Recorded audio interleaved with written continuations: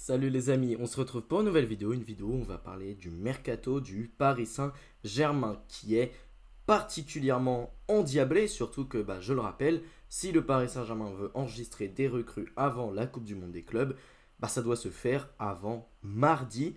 Donc c'est un peu compliqué, le PSG a pas énormément de temps pour recruter, mais s'active sur le mercato. Il y a certaines recrues qui se feraient avant et certaines qui se feraient après, on en parlera dans cette vidéo. Mais juste avant, déjà abonnez-vous à la chaîne, ça me ferait super plaisir si vous aimez mon contenu, mais surtout faisons une rapide revue d'effectifs, puisque je voulais vous montrer, du côté du Paris Saint-Germain, tous les joueurs qui étaient partis l'été dernier, mais également les joueurs qui pourraient revenir. On a Cherendour qui pourrait revenir, au final on a Bernat, Michu, Colin Dagba et Noah Lemina qui sont partis, mais on a Marco Asensio, on ne sait toujours pas s'il sera vendu. Carlos Soler, c'est acté, il devrait revenir. Milan Skriniar, par contre, devrait rester à Fenerbahçe. Gabriel Moscardo devrait revenir. Nordi Mukiele devrait revenir. Donc c'est un petit peu compliqué. On a également du Lucas Lavallée, du Renato Sanchez, on ne sait pas s'il part. Ilyes Ousni, lui devrait revenir. Donc c'est un petit peu particulier. Puis si on va sur la page 2, il doit en rester quelques-uns. Bon, Le Tellier pour le coup est sans club. Mais voilà. Du coup, ce qui était intéressant à vous montrer, c'était tous ces joueurs qui vont revenir de près. Et évidemment, ça va être un enjeu du mercato à suivre. Surtout que récemment, on a vu par exemple un Gianluigi Donnarumma qui était au cœur de certaines rumeurs de départ. Même si je pense que c'est un peu comme le cas Nuno Mendes, il y a des rumeurs de départ, mais que globalement, on devrait aller dans le sens d'une prolongation. Il se pourrait que je me sois complètement trompé sur le dossier. Effectivement, Donnarumma est actuellement annoncé comme sur le départ. Les deux clubs de Manchester sont intéressés, mais on a également eu l'Inter Milan récemment qui se serait positionné sur le dossier. Le Paris Saint-Germain ciblerait donc Lucas Chevalier pour le remplacer, mais apparemment le LOSC réclamerait 70 millions d'euros, ce qui fait particulièrement cher pour un gardien. Cependant, c'est un jeune gardien français, donc c'est bien en tout cas pour la politique de recrutement du Paris Saint-Germain.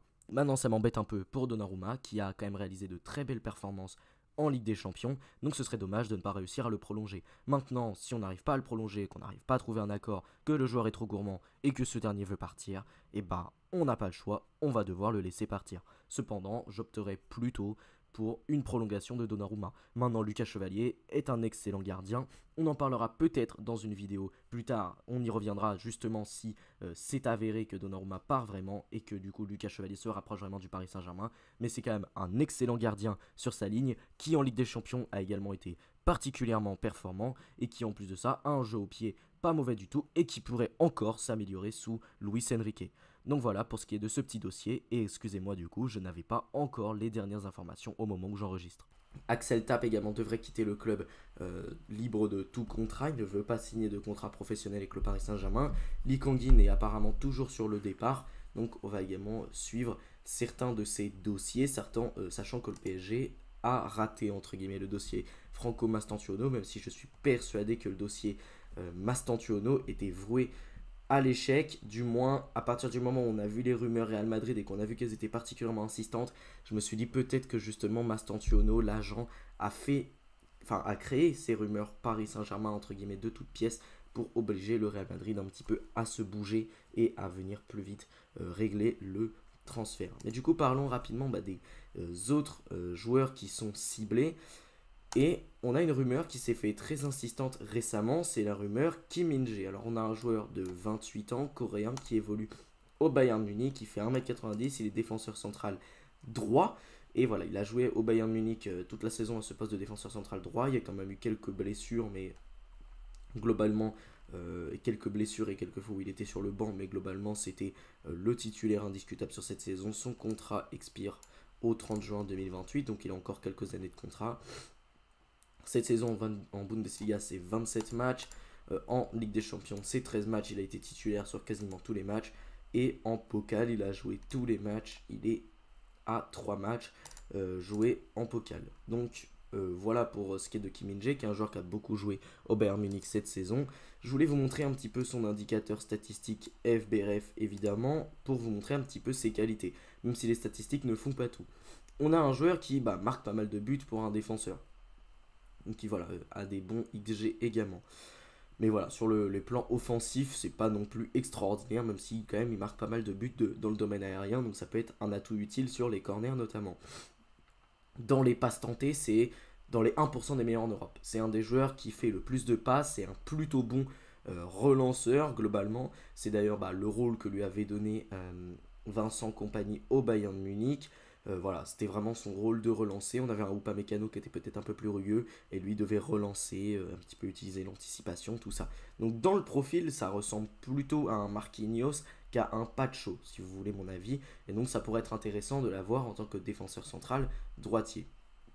Au niveau des passes complétées, il est plutôt bon également, il est à 92,9, alors il prend quelques risques évidemment, parce que c'était son rôle d'être un bon relanceur, mais pour le coup, dans une équipe du Paris Saint-Germain où les défenseurs centraux ne sont pas non plus énormément responsabilisés, peut-être qu'on le verrait moins prendre de risques et du coup avoir un taux de passe complété encore plus élevé. Au niveau des passes progressives données, il est quand même à 6,45 par match, ce qui est beaucoup, donc ça aussi c'est pas mal au niveau de la relance. Maintenant au niveau des tacles, il n'est pas excellent, au niveau des blocs non plus, et au niveau des dégagements non plus. Alors au niveau des dégagements et des blocs, et également des tacles, nous avons William Pacho qui est plutôt bon dans le domaine. Par contre au niveau des interceptions, là encore une fois ça correspond plutôt à un Marquinhos, et au niveau des duels aériens gagnés, on sait que Pacho en gagne pas mal, mais on n'est encore pas extrêmement bon dans le domaine. Donc pour le coup sur les coups de pied arrêtés, il pourrait nous être particulièrement utile. Même si on le verra plus tard, j'ai quand même de grosses interrogations sur ce joueur. Donc voilà, pour vous montrer un petit peu son indicateur SofaScore, on voit que globalement c'est un joueur qui est assez bon défensivement, mais qui devant a une technique assez rudimentaire, mais bon c'est normal, c'est un défenseur central. On voit qu'il a eu plutôt des bonnes notes au cours de la saison, même s'il y a quand même pas mal de fois où il passe à côté de ses matchs, et évidemment on en reparlera. C'est en plus de ça, du côté du Bayern Munich, on voit au niveau de sa hitmap que c'est un défenseur qui a joué pas mal en tant que défenseur central gaucher, surtout que c'est un joueur qui joue particulièrement haut dans ce système du Bayern Munich, donc pour le coup ça pourrait plutôt correspondre aux qualités qu'on demande à un défenseur au Paris Saint-Germain, même si je suis persuadé qu'il pourrait totalement jouer défenseur central droitier au PSG, surtout qu'il est droitier, donc il n'y a pas de raison. Et en plus de ça, c'est un plutôt bon relanceur. Maintenant, il y a un gros problème avec ce joueur, c'est qu'il y a des gros problèmes de concentration. Je vais vous le montrer sur son indicateur WhoScored. C'est un joueur qui est bon dans les passes, bon dans les transmissions, qui est bon dans les duels aériens, qui est bon pour intercepter le ballon, qui aime jouer en passe courte, mais qui a des gros problèmes de concentration et qui s'est pas mal de fois troué au cours de la saison du côté du Bayern Munich, dans des matchs particulièrement importants en plus de ça. Et pour un joueur de 28 ans, je le rappelle, alors que tu veux remplacer un Marquinhos qui en a 31, quelque chose comme ça, je sais pas. À 28 ans, t'es censé être à ton prime, t'es pas censé avoir des grosses sautes de concentration comme il a pu en avoir au Bayern Munich cette saison. Et en plus de ça, 28 ans pour remplacer un joueur de 31-32, je sais pas si c'est une bonne idée. Est-ce que le PSG devrait pas chercher plus jeune? Et c'est pour ça que j'ai un profil qui est ciblé par le Paris Saint-Germain qui me plaît beaucoup plus. Il s'agit de Ilya Zabarny, qui est un défenseur que j'aime beaucoup. Il coûte 42 millions environ.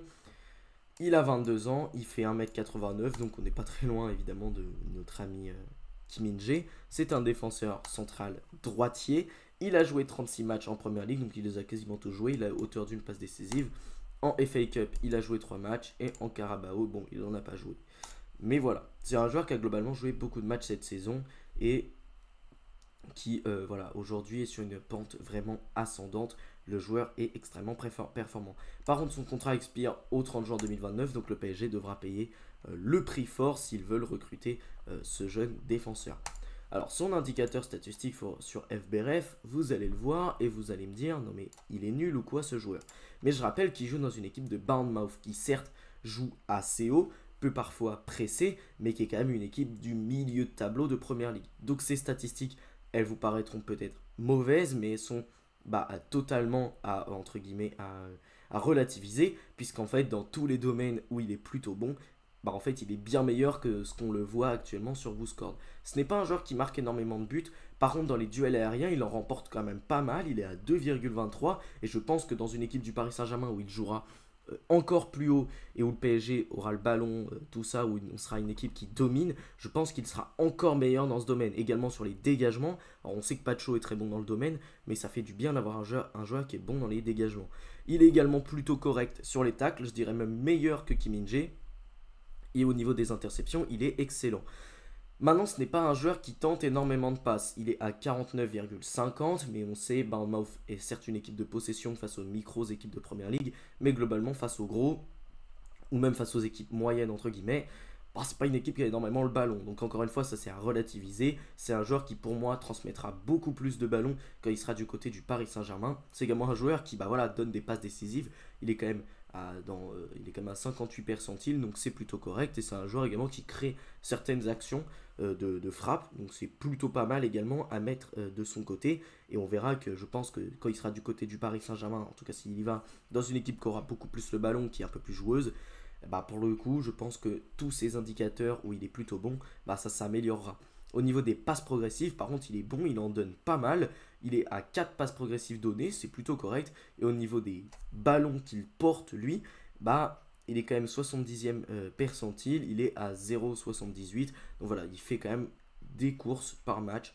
Il est à quasiment une course par match vers l'avant, donc c'est plutôt pas mal. Et c'est un joueur également qui a une bonne qualité d'élimination dans le 1 contre 1. On le voit ici que c'est plutôt correct. Et encore une fois, comme je vais le répéter un peu tout le temps en parlant de ce joueur, bah, ça pourra s'améliorer dans une équipe qui aura plus le ballon. Donc on a quand même un joueur qui est très intéressant, qui a une bonne qualité balle au pied et qui défensivement n'est pas en reste et qui est également un relanceur plutôt intéressant. Et je voulais vous montrer encore une fois ces indicateurs sur SofaScore. C'est un joueur qui voilà, est bon tactiquement, est un bon défenseur également. Et je voulais vous montrer sa hitmap évidemment. Et on voit sa hitmap quand même que c'est un joueur qui évolue vraiment dans l'axe droit de la défense et qui peut peut-être même dépanner arrière droit au vu de sa hitmap qui est franchement assez intéressante. Il monte parfois assez haut sur le terrain, on le voit ici. Donc voilà, c'est quand même un joueur qui peut être très intéressant pour le Paris Saint-Germain et je pense qu'il pourrait beaucoup plaire à Luis Enrique. Et on va encore une fois terminer sur WhoScored pour montrer. Alors déjà c'est un joueur qui a été plutôt régulier sur toute la saison. Mais voilà, il n'a pas de force particulière. Maintenant sur les faiblesses, on voit qu'il a quand même du mal à compléter ses passes. Mais encore une fois, c'est à Bournemouth. On verra ce que ça va donner au PSG. Et de toute façon, on a un joueur qui est beaucoup plus jeune cette fois-ci que Kim Min-jae, puisqu'il n'a que 22 ans et il pourra totalement progresser. Et je suis à peu près persuadé que ce joueur sera une révélation type William Pacho à mon goût. C'est un joueur qui joue souvent il joue souvent des ballons aériens et qui aime envoyer des bons ballons, enfin des longs ballons. Donc encore une fois, ça pourrait beaucoup plaire à Luis Enrique qui a parfois demandé à Marquinhos de relancer sur des ballons longs. Et on passe à la dernière rumeur, car oui, le PSG a raté le dossier Franco Mastantuono, mais n'a pas raté pour moi le dossier Rodrigo Mora. On sait que le PSG est dessus, tu ne l'as pas encore raté, il n'a que 18 ans et tu peux encore totalement remporter la mise dans ce dossier. On sait que Luis Campos adore les Portugais, adore chercher des cracks dans le championnat portugais et surtout, je rappelle que l'agent, Gestifoot, c'est Jorge Mendes qui est derrière et on sait que le PSG et Jorge Mendes, il y a une véritable entente, donc ça peut être facilité évidemment par l'agent. Il ne fait qu'un m 68, donc c'est pas ultra grand. Bon, je vais me calmer parce que moi je suis du haut de mon mètre 74, je ne suis pas non plus à l'abri. Mais voilà, il n'est pas immense, c'est un milieu offensif portugais de 18 ans, donc il est très très jeune. Et pour le coup, dans la entre guillemets politique de recrutement, de recruter des jeunes joueurs, là pour le coup, on y est. On est sur un joueur qui a participé à 23 matchs en Liga Portugal pour 10 buts et 4 passes décisives, c'est plutôt correct. Alors que pour le coup, il n'a été que 47 fois 47% du temps dans le 11 de départ et il n'a joué que 45% des minutes faisables, même s'il a beaucoup joué sur la fin de saison. En Europa League, c'est 5 matchs joués. En Allianz Cup, c'est 2 matchs. En Taça des Portugal, donc c'est une coupe évidemment, c'est 2 matchs. Et en Liga Portugal de 2024-2025, il a joué un petit peu 5 matchs, un but, donc c'est plutôt pas mal. Il peut jouer à la fois ailier gauche, ailier droit et milieu offensif, donc ça évidemment ça pourrait plaire à Luis Enrique, cette certaine polyvalence, et c'est un joueur qui voilà encore une fois est sur la pente ascendante. Par contre il est en contrat jusqu'en 30 juin 2030, donc encore une fois ça va être le chéquier qu'il va falloir sortir, et je pense que le PSG pourrait s'en tirer pour plus de 40 millions d'euros. Je pense que ça sera autour de 60-70 minimum. Encore une fois, au niveau de son indicateur statistique, je vais vous le montrer. Au niveau des non-penalty goals, c'est dans les 1% des meilleurs en Europe. Des milieux offensifs et des ailiers, c'est peut-être l'un de ceux qui marque le plus de buts par rapport à son temps de jeu, donc c'est très bien. Même si on parle quand même d'un joueur hors entre guillemets des championnats hors top 5. Donc voilà, il est comparé à d'autres types de joueurs, mais encore une fois, au PSG, je pense que ça pourrait s'améliorer. Dans les non-penalty XG, il est plutôt bon. Dans les actions menant à un tir, encore une fois, non, dans les tirs totaux, il tire pas mal de fois, il a quasiment 3 tirs par match. Dans les assists, il est à 0,26, donc c'est peut-être quelque chose qui peut s'améliorer, mais c'est un joueur, on le verra, qui est plutôt bon dans les passes clés notamment. Au niveau des expected assists et des expected goals, pour le coup, c'est un peu moins bon. Et dans les actions menant à un tir, bon, il est quand même à quasiment 4 par match. C'est plutôt pas mal, même si pour le coup, par rapport à d'autres joueurs, il est un peu moins bien. Mais je pense encore une fois qu'au PSG, ça s'améliorera. Au niveau des passes tentées, c'est pas un joueur qui tente énormément de passes parce que c'est un joueur qui, dans le dribble, est absolument excellent. Il est quand même à 1,31 dribble par match. Il est à 2,82 passes progressives des courses progressives. Donc c'est plutôt pas mal. Au niveau des passes progressives qu'il donne, il est à 69. Et il réussit quand même pas mal de passes alors qu'il en tente assez peu, donc c'est plutôt pas mal. Par contre, dans la surface de réparation, il est extrêmement présent puisqu'il a quasiment 6 touches, on va dire, si on est gentil, dans la surface de réparation. Il est dans les 8% des meilleurs en Europe, donc c'est énorme. Donc on voit que c'est un joueur qui a une certaine qualité d'élimination, un joueur qui a une certaine qualité de passe, qui a une excellente finition et qui se retrouve assez souvent dans la surface. Donc encore une fois, ça pourrait plaire à Luis Enrique, un joueur particulièrement technique et qui en plus de ça est capable de marquer des buts. Donc c'est intéressant. Et défensivement, il ne rechigne pas, il fait quand même des efforts, notamment sur les interceptions. On voit qu'il coupe pas mal de passes. Au niveau de sa hitmap, je voulais vous la montrer. Alors évidemment, il n'a pas joué tous les matchs cette saison, mais n'empêche que sa hitmap est plutôt intéressante à regarder. On voit que c'est un joueur qui vraiment touche des ballons absolument partout sur le terrain. Donc encore une fois, c'est une polyvalence et c'est une activité de mouvement, de percussion, de combinaison qui pourrait beaucoup plaire à Luis Enrique.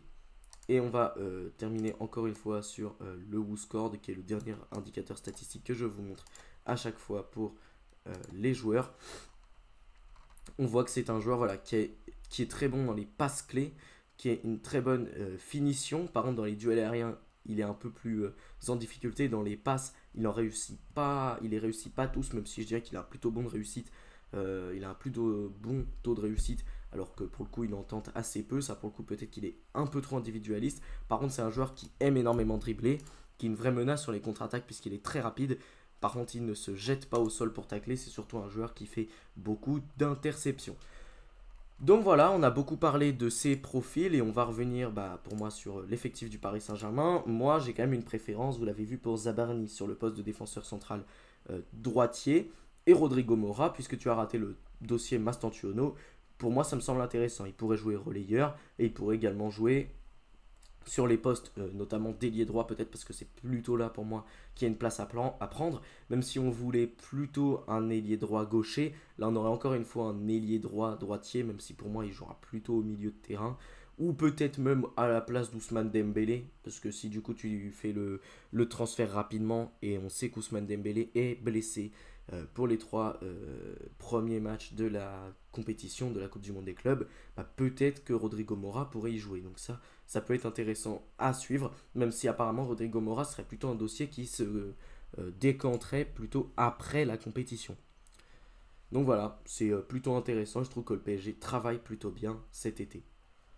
Les amis, j'espère que cette vidéo vous a plu. Si c'est le cas, n'hésitez pas à la liker, à la commenter et surtout à vous abonner à la chaîne. C'est la meilleure chose que vous pouvez faire pour me soutenir. Sur ce, salut les amis, à la prochaine.